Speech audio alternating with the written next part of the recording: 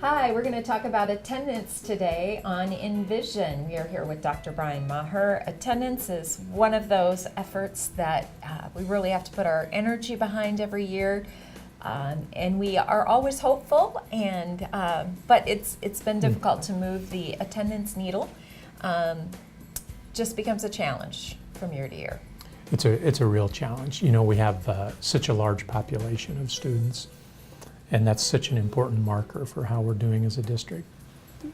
It's really hard to move that needle from point A to point B. But it's also so crucial and a leading indicator of how our students will achieve that we'll never abandon that as mission critical in our strategic plan. So while we're not seeing the results we want, it's too important for us to give up on. We can't get so frustrated that we quit trying to improve attendance. So we'll go get it again this year. Right. So certainly we understand that, you know, children are exposed to a variety of illnesses and things like that. And so if your child is ill, we certainly don't want them trying to make it through a school day.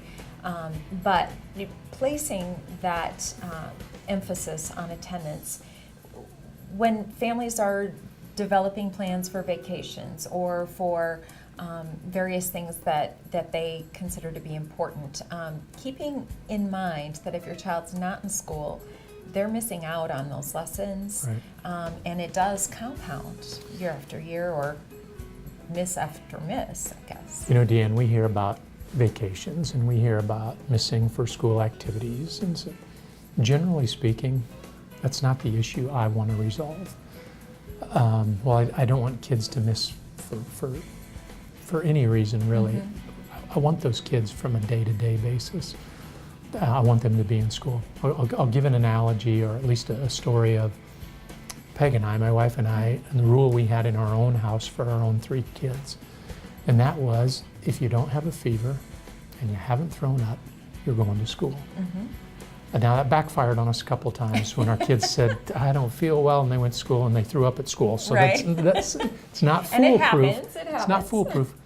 But that was our rule. And as a community, if we could, I don't want to make our parenting your parenting. That's not my point. But if you can really prioritize getting to school, I just think it'll set your child up, 1, for academic success, 2, for the notion of during life I need to show up. Mm-hmm. I need to get to work. I need to go to college. I need to do whatever I need to do. Showing up is critical. And that's what we're talking about when we talk about attendance. If you've missed 10 days or you've missed 30 days and it hasn't been truly for health reasons, you really need to investigate, what am I doing here as a parent? Because kids will be parented. And so I think my plea here really is to the parents. As a school district, we're going to continue to incent, we're going to continue to cheerlead, we're going to continue to prioritize.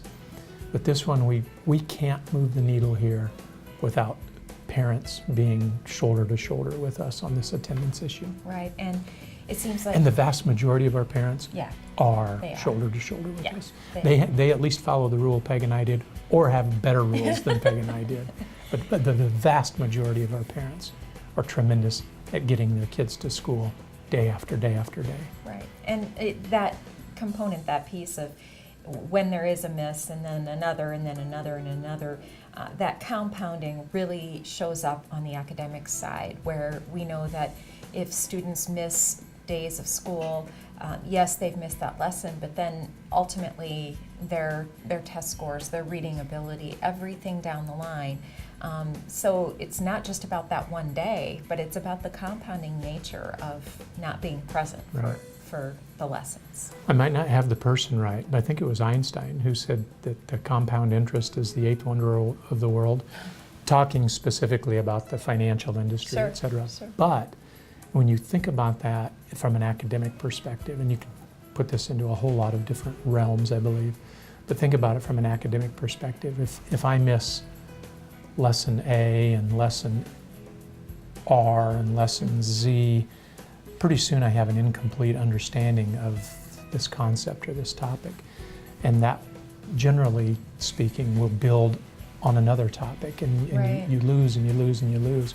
You lose that compound interest. So, again, showing up is so critical.